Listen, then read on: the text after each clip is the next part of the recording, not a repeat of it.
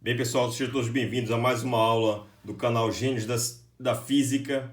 Hoje nós vamos falar sobre produto escalar, pessoal, tá? Então, na física, pessoal, existem grandezas, né?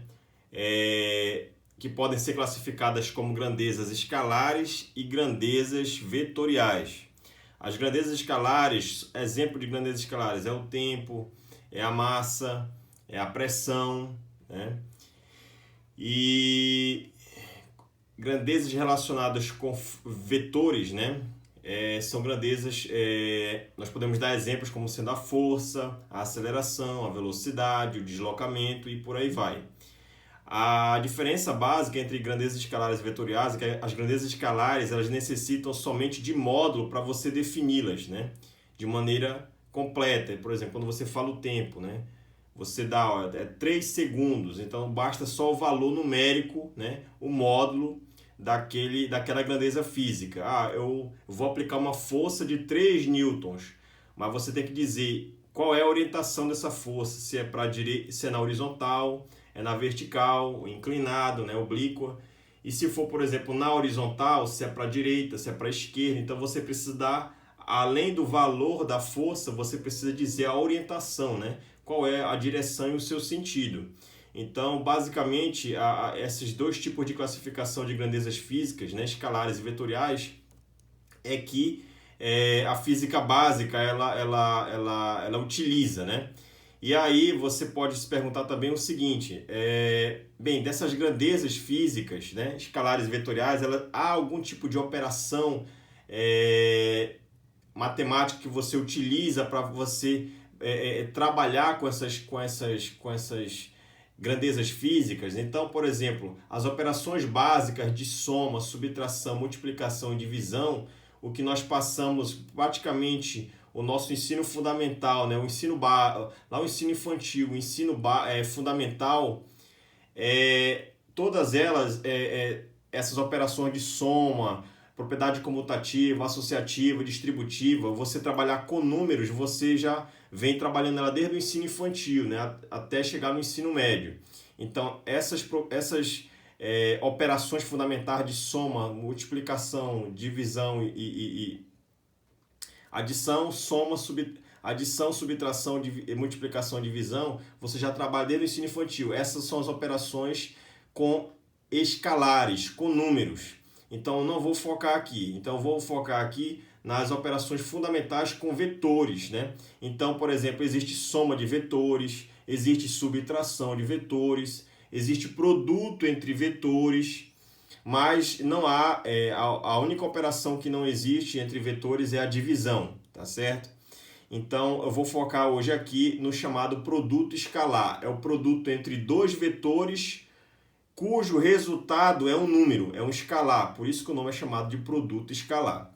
Então, por exemplo, na física, onde é que ele aparece? Né? Por exemplo, quando você está estudando decomposição de forças, lá na dinâmica, né? Estudo das leis de Newton, você tem um bloco de massa M, um objeto, como pode ser qualquer, não necessariamente um bloco, é um corpo, né? Atrelado a uma corda, a um fio que você vai puxar. E aí, essa força que você vai aplicar nesse ponto do corpo, ela está inclinada a um certo ângulo alfa, né? E aí pode ter força de atrito, aqui tem normal, tem peso, tem essa força aplicada aqui. E aí quando você vai fazer o estudo, né, por exemplo, qual é a força que vai estar relacionada com o deslocamento horizontal do corpo? Na verdade não é a força F, e sim uma componente dela, né? A componente que nós chamamos de Fx, né? Então, em geral, quando você pega o F e faz a decomposição em X e em Y, o que você, na verdade, está fazendo quando você pega esse F e projeta no eixo X é chamada de uma decomposição de força. E isso você pode chegar ao mesmo resultado fazendo um produto escalar, né? Então, o produto escalar é a projeção de um vetor na direção de outro, né? Aqui, no caso, seria o vetor I chapéu, né? Que é o vetor que aponta na direção X, né? É o versor, né? O vetor de modo unitário. Então, se você fizer o produto escalar entre eles, você vai projetar esse vetor na direção do movimento e você vai aplicar as leis de Newton tranquilamente. Então, na decomposição de força aparece. Aqui na decomposição de forças no plano inclinado também, né? Então, você vai querer saber qual é a componente que que pode permitir ou não a descida desse objeto aqui, se houver atrito, etc. Então aqui você tem a força-peso, você pode decompor numa componente Y, numa componente X. Então essa decomposição você faz, né, você utiliza o produto escalar. Então aqui, por exemplo, aqui essa mesma inclinação alfa, que é a inclinação do plano inclinado, aqui também é a mesma inclinação, lá, ângulo alfa. Quando você tem, por exemplo, lá no trabalho de uma força, o que é o trabalho de uma força? Você tem um objeto com uma certa massa e você vai aplicar uma força sobre ele, e quando você aplica uma força em um determinado objeto, né, se essa resultante for diferente de zero, né, em cima desse corpo aqui, o que vai acontecer? Ele vai sofrer translação, ele vai sofrer um deslocamento de A até B. E nesse deslocamento de A até B, eu peguei somente um pequeno pedaço desse deslocamento, que nós chamamos de deslocamento infinitesimal. Então, quando você quer medir a quantidade de energia necessária para você ir de um ponto A ao ponto B, ao aplicar uma força sobre um determinado corpo, você utiliza para esse fim, né, uma quantidade chamada trabalho. Então, o trabalho de uma força, o que é? Na verdade, o trabalho é pegar a força e calcular o produto escalar, né, dela na direção do movimento. Ou seja, você pega esse F e projeta ele na direção do movimento, na direção do dr, né? O dr é um vetor e o F é o vetor. Uma grandeza vetorial, pessoal, ela sempre tem uma seta em cima, tá? Alguns livros são seta, outros livros são negrito. Então, quando a grandeza física estiver em negrito ou com uma seta em cima, significa dizer que aquela grandeza é vetorial, ela tem modo, direção e sentido, tá? Então, você projeta essa força aqui e calcula o trabalho, que é o produto escalar entre F e dr, né? Se no ensino superior você tem que integrar isso, né? E no ensino médio é só F, produto escalar com R, né? É o módulo do primeiro, o módulo do segundo, cosseno do ângulo entre eles, né? E aí você pode se deparar também, né, com essa situação na matemática, por exemplo, na lei dos cossenos, né? Quando você estuda a lei dos cossenos, né, você tem um vetor A aqui, um vetor B e tem um ângulo entre eles. E aí você, quando você calcula, se você fizer a soma desses dois vetores, né, o vetor A, e fizer a soma com o vetor B, e aí vai dar um vetor C, né? O vetor C seria esse vetor aqui, olha. Seria A mais B, o B estaria mais ou menos aqui, ó, paralelo a esse, e o vetor soma seria um vetor que sai da ponta do primeiro, né, o início do primeiro até o fim do último. Esse seria o vetor C, ó. Então, aqui seria o vetor B, então, vetor A mais B seria o vetor C. Então, esse vetor C, que é A mais B, como é que você, a lei dos cossenos, né? Ela diz o seguinte, que o módulo desse C ao quadrado, né, desse vetor aqui, ou seja, esse módulo aqui é o módulo do primeiro ao quadrado, módulo do segundo ao quadrado, mais 2 vezes o primeiro pelo segundo, cosseno do ângulo entre eles, tá? Isso com sinal de mais. Se você quiser com sinal de menos, basta pegar, em vez de você calcular A mais B, você calcula A menos B. Então, o vetor que aponta nessa direção aqui, para a direita, você vai apontar ele para a esquerda, né? O vetor você pode pegar ele e transladar ele para qualquer ponto do plano cartesiano, do espaço, desde que você não mude o tamanho, a direção e o sentido. Então, a direção aqui continua, por exemplo, quase na horizontal, né? O tamanho é esse e o sentido eu mudei. Se para lá é B, para lá é menos B. Aí você tem o vetor A menos B, vai dar esse vetor, outro vetor C', por exemplo. Então, C' seria o vetor A menos B. Se você calcular aqui esse vetor C', o módulo quadrático dele, você vai ter que o módulo quadrático de C' vai ser o módulo de A ao quadrado, mais o módulo desse B aqui ao quadrado, menos 2 vezes AB cosseno do ângulo entre eles, ou seja, o produto escalar entre A e B, né? Menos o produto escalar.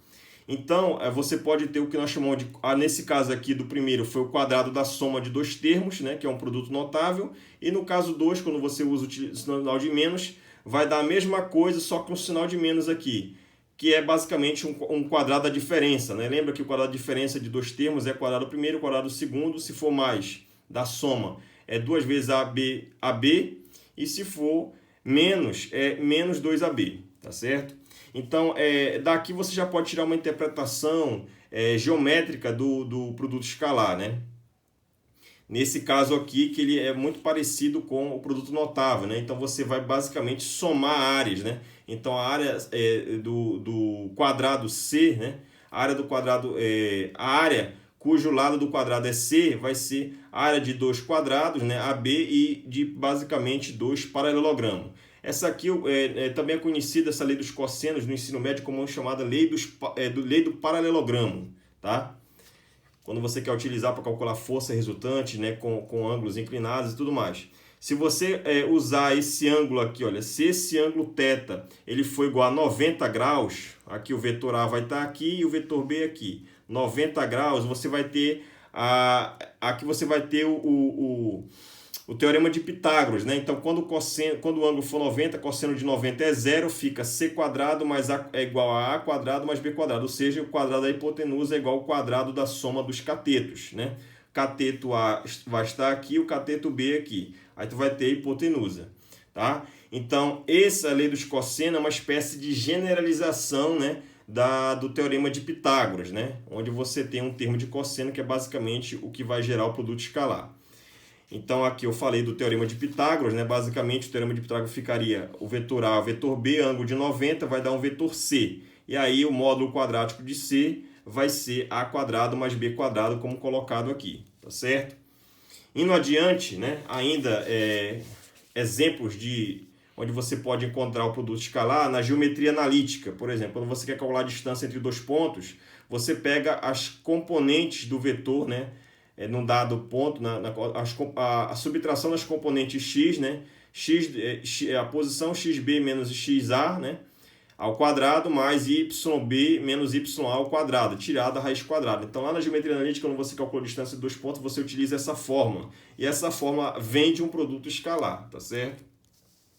Na relatividade, né? Lá quando você estuda o espaço-tempo, quando você define, por exemplo, o elemento de comprimento de um espaço-tempo, que é o chamado elemento infinitesimal ds quadrado, isso aqui é igual a uma métrica Gμ, né? dxmi, dxni, né? Onde o índice em cima significa a componente, a variável contravariante, e a componente baixo significa covariante. Esses índices mi e ni, eles são índices gregos que variam de 0 até 3. 0 para a componente temporal, que é ct, né? Tem dimensão de espaço. 1, 2 e 3, componentes x, y e z, né? Que são comprimento, largura e altura, tá? E aqui é a outra componente temporal. Então, lá na relatividade, quando você define o que nós chamamos de métrica do espaço-tempo, que é esse Gμ aqui é um tensor de segunda ordem. E esse tensor de segunda ordem, ele advém de um produto escalar, né? E aí, lá na relatividade, né, o que é a métrica? A métrica seria a régua do teu espaço-tempo, né? Então, como é que você mede distância no teu espaço-tempo? É através da métrica. E dentro da métrica mora o produto escalar, né? Basicamente. Então, aqui você tem que esse tipo de situação, essa definição aqui do elemento de comprimento do espaço-tempo, né? Ele é a régua do teu espaço, tá?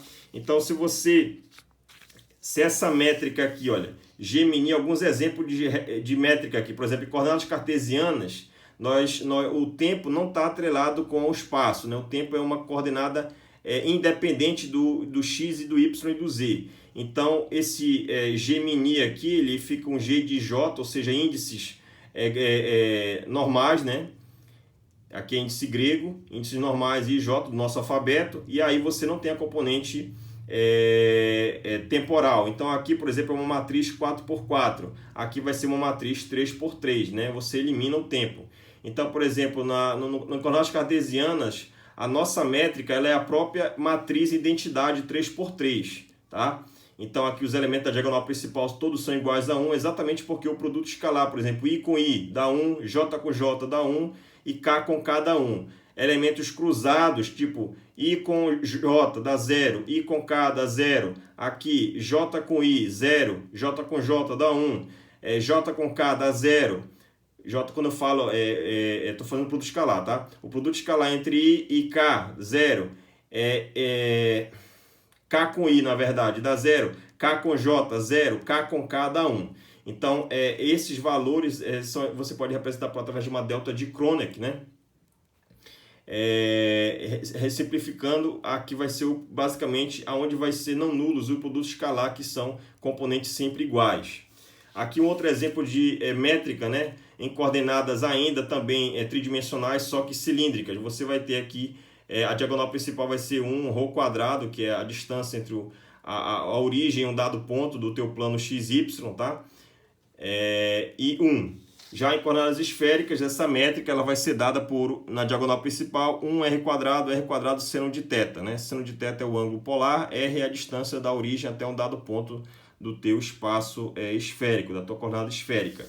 Então, em resumo aqui, olha, se você essa métrica G e J que eu estava denominando aqui nas coordenadas cilíndricas, esféricas e cartesianas, esse G e J, ele pode ser escrito numa matriz 3x3, com essas componentes, ó, G11, G12, G13, G21, G22, G23, G31, G32, G33.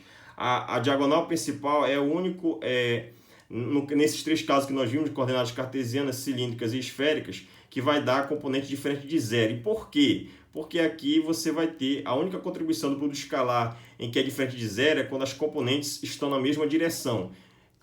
Componentes que estão em diferentes perpendiculares aqui, olha, devido ao cosseno de 90 é sempre zero, vão se anular, tá certo? Indo aqui adiante, então digamos que agora nós vamos ter o seguinte, você tem um vetor A, né? E aqui eu coloquei coordenada Y e coordenada X, tá? Ele tem um certo ângulo entre eles aqui, e aí você define nesse plano cartesiano, né? Um vetor, ele é representado por uma seta, né? No teu plano cartesiano, por essa seta aqui, olha. Esse vetor A, então, é o A. Como é que você difere? Como é que você sabe que essa grandeza aqui é uma grandeza escalar ou vetorial? Porque ele tem uma seta em cima. Se ele não tiver seta, ele é um número, ele é um escalar. Mas se ele tiver uma seta ou tiver em negrito, ele é um vetor, tá? Então, isso aqui, o tamanho dele é o módulo, a direção dele está aqui com uma inclinação de θ em relação à horizontal. Esse θ pode ser 30 graus, 45, 60, qualquer ângulo. E o sentido é de baixo para cima, tá? Então, veja que para definir esse vetor eu preciso de tamanho, módulo, direção e sentido, tá? Para você orientar ele no teu plano cartesiano. E aí, você define nos eixos coordenados x e y, que formam 90 graus entre si, você define também as componentes desse vetor. Então, as componentes desse vetor, se você por um momento esquecer essa seta A aqui, você sabe que ele vai formar um triângulo retângulo, cujas componentes aqui, esse cateto vai ter uma componente AX e aqui vai ter um tamanho AY. Só como você está estudando vetores, o que você precisa para você fazer esse tipo de análise de maneira correta? Você precisa definir o que nós chamamos de versores. O que é um versor? É um vetor particular, é um vetor cujo módulo dele é sempre 1, ou seja, ele é o elemento neutro da multiplicação, tá? Então, se você tem aqui, olha, um vetor unitário, justamente isso, um vetor unitário é um vetor de módulo 1. E aí, quando esse vetor unitário ele aponta na direção x, a gente dá um nome para ele, tá? Então, o vetor de módulo unitário que aponta na direção, sempre na direção crescente do eixo x, tá? Ou seja, para a direita, a gente chama ele de x-chapéu, que é equivalente ao i-chapéu em alguns livros. Então, essa denominação chapéu sempre vai se referir, essa nomenclatura chapéu aqui significa que esse cidadão aqui é um versor, ou seja, é um vetor de módulo 1. Então, quando tem uma seta é um vetor, quando tem um chapéu é um versor, é um vetor de módulo 1 que aponta numa dada direção. No caso, para x é x-chapéu ou i. E no caso para y, ele pode ser y-chapéu ou j-chapéu, tá? Então, o que você vai fazer? Você vai aplicar a soma de vetores. O que você vai dizer? Você vai dizer, olha, que o vetor A, esse vetor aqui, ele vai ser a soma desse vetor, AX, mais esse aqui, AY. Então, tu vai somar, olha, eu posso pegar esse vetor aqui e transladar ele para qualquer direção, para qualquer posição do meu espaço, desde que não altere o tamanho, direção nem sentido. Então, posso transladar ele para cá, ó. Então, esse cara aqui é o AX, vetor, mais esse aqui, é esse vetor que eu translado para cá, é o AY. Então, AX mais AY, veja que para somar vetores eu coloco, ao término de um, né, eu coloco o início do próximo. Então, por exemplo, esse aqui é uma seta, quando finaliza aqui na ponta da seta, eu vou colocar aqui o início do próximo vetor, né, o início do vetor até a outra ponta da seta. E o vetor resultante vai sair do início do primeiro até o fim do último, né, a orientação da seta. Então, é dessa forma que você soma vetores. E aí, isso aqui é uma equação, é uma igualdade. Do lado esquerdo você tem vetor, aqui você tem vetor mais vetor. A soma de vetores dá um vetor. Então, está correto. Como é que você agora escreve esse vetor AX em termos de suas componentes I e J? Então, esse vetor AX, né, esse vetor AX ele vai ser o tamanho dele, que é o módulo, que é AX, olha, sem a seta, na direção I, ó, que é essa direção que eu estou definindo. I ou X chapéu, tanto faz. Aí você pergunta, bem, você não está alterando esse resultado? Não, porque esse cara tem módulo 1. Então, se ele é um vetor, ou seja, um vetor unitário que tem módulo 1, então 1 é o elemento neutro da multiplicação, né? Então, você multiplica um escalar por um vetor e o resultado é um vetor.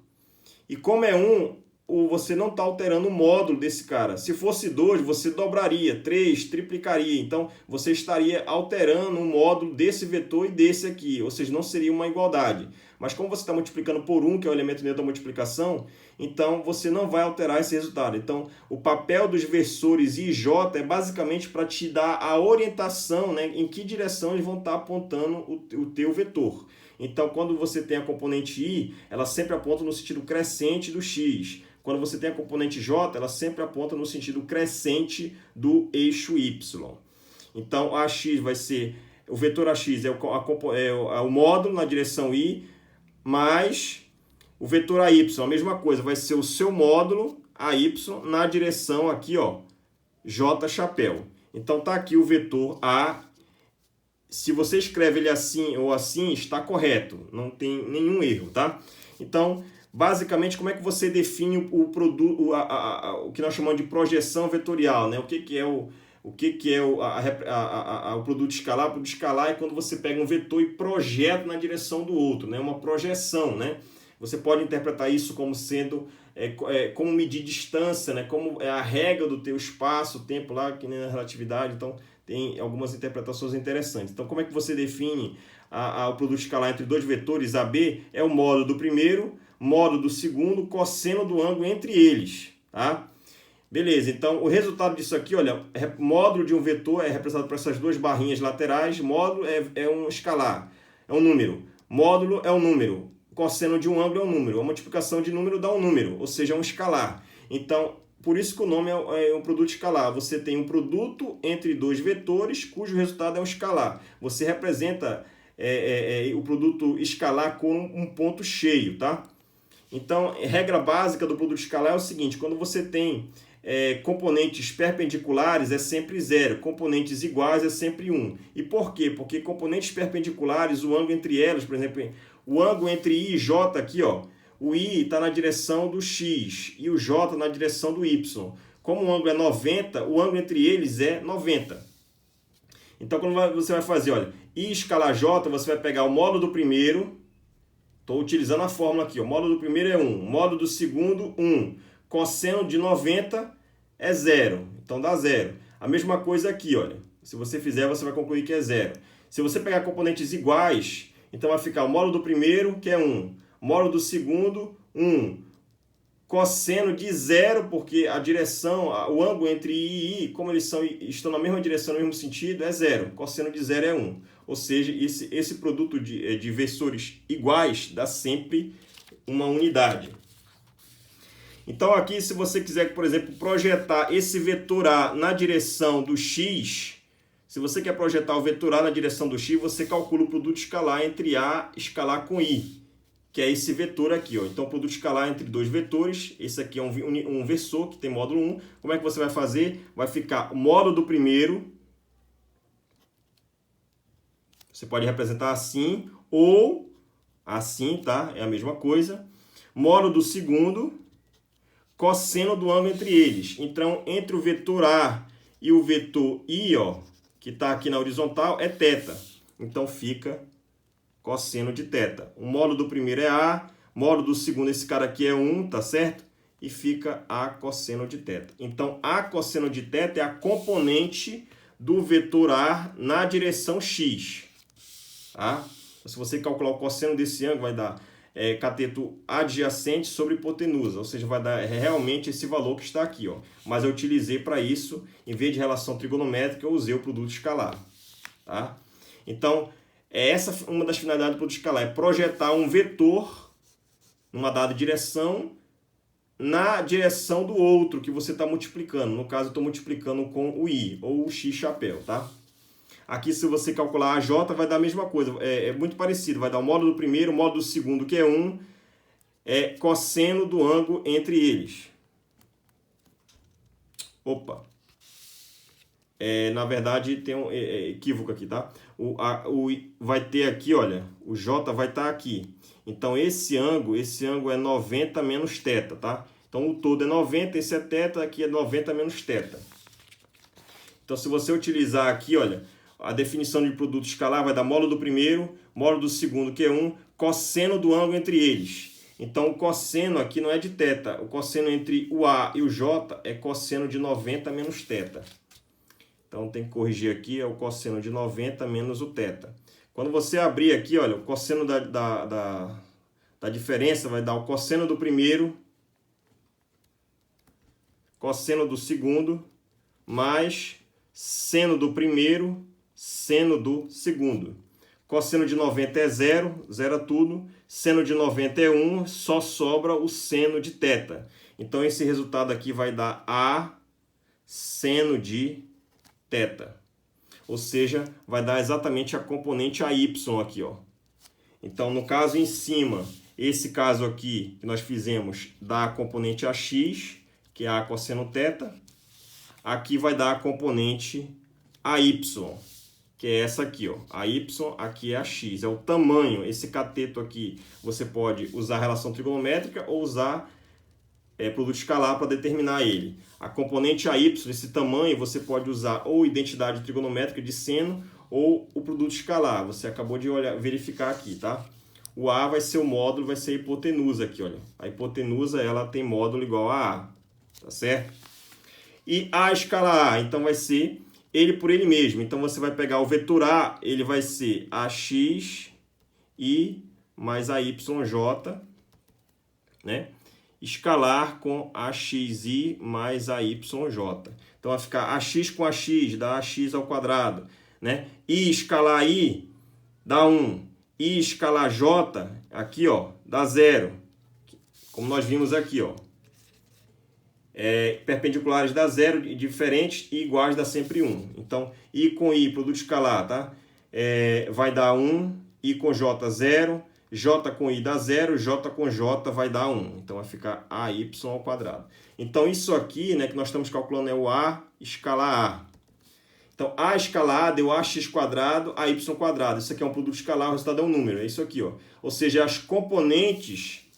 Aqui, olha, os catetos desse triângulo retângulo. É esse cateto ao quadrado, mas esse ao quadrado. Então, essa soma de catetos ao quadrado, na verdade, é o módulo ao quadrado da hipotenusa, que é A. Ou seja, isso aqui é A ao quadrado. Então, quando você quer calcular o tamanho de um vetor, o tamanho é esse camarada, é por isso que você pode utilizar o produto escalar dele com ele mesmo, tá certo? E por fim, né, quando você tem dois vetores, né, a mesma situação, um plano cartesiano aqui, XY, aqui os vetores I e J. Então, se você tem um vetor A e um vetor B, e aí você está somando aqui, olha, o vetor A mais o vetor B, porque ao término de um inicia outro. Então, o vetor C é o vetor soma aqui, olha. Então, o vetor C é A mais B, tá certo? E aí você pode, o ângulo entre A e B tem um ângulo θ aqui, olha. Então, o que você vai fazer? Você quer calcular C escalar C. Como é que você vai fazer? Você pode fazer isso de duas formas. Então, se o C é A mais B, então vai ficar assim, olha. C é A mais B, escalar com A mais B. Aí você vai fazer A escalar A. A escalar A, nós já vimos, né? Na folha anterior, que vai dar A ao quadrado. A escalar B mais B escalar A. B escalar B dá B quadrado. Então, no final vai dar A quadrado aqui, ó, mais B ao quadrado. O produto escalar, pessoal, ele é comutativo. O que significa? Significa dizer que se eu trocar a ordem do produto escalar, não altera o resultado. Ou seja, A escalar B é igual a B escalar A. E vice-versa. B escalar A é igual a escalar B. Então, aqui vai dar mais... Quando você trocar a ordem, não altera o resultado. Então, vai dar 2 vezes esse resultado aqui. 2 vezes A escalar B. Então, esse é o vetor que nós chamamos de C quadrado. Então, quando você pega C escalar C, é o módulo quadrático desse vetor. Isso aqui vai dar o módulo do primeiro ao quadrado, né? O módulo do segundo, mais 2 vezes o primeiro pelo segundo. Só que essa multiplicação, ela é um produto escalar aqui, olha. E aqui vai ser o módulo do primeiro, o módulo do segundo, cosseno do ângulo entre eles, que no nosso caso aqui é θ, olha. Perfeito? Mas você pode fazer isso de outra forma, usando componentes do vetor.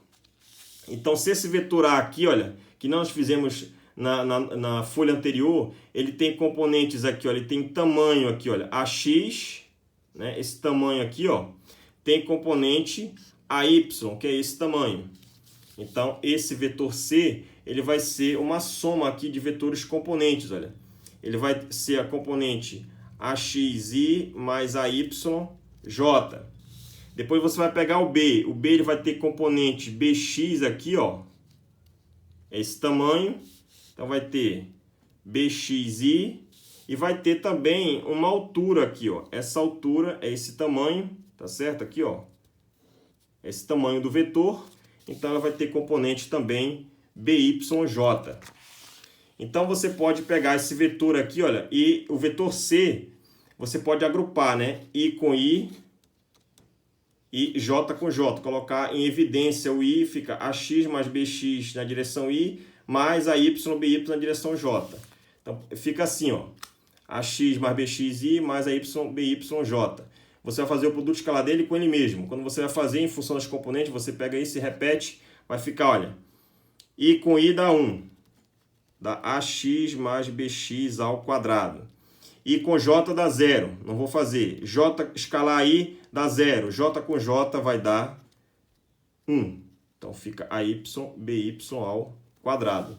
Então, se você abrir aqui, olha, você vai ter quadrado do primeiro, aqui, quadrado do segundo, mais aqui o produto notável, né? O produto da soma, 2 vezes o primeiro pelo segundo.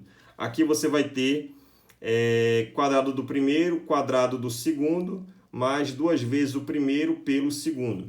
Então, AX quadrado mais AY quadrado é o módulo de A ao quadrado. Tá? Estou aplicando o teorema de Pitágoras. BX quadrado mais BY quadrado é o módulo quadrático de B. E você vai ter aqui 2 vezes AX, BX, né? Perdão, AX, BX, AY são, componentes do vetor B na mesma direção. Então, isso aqui é 2 vezes o A escalar B.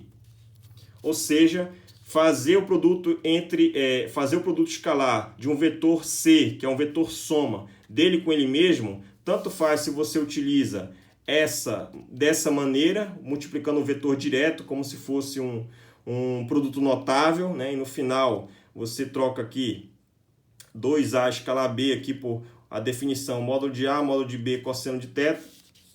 Ou você fazer o produto escalar através das componentes. O resultado vai dar o mesmo, olha, A quadrado, B quadrado, B quadrado. E aqui, no final, vai ficar 2 vezes A escalar B, que é esse resultado aqui, ó.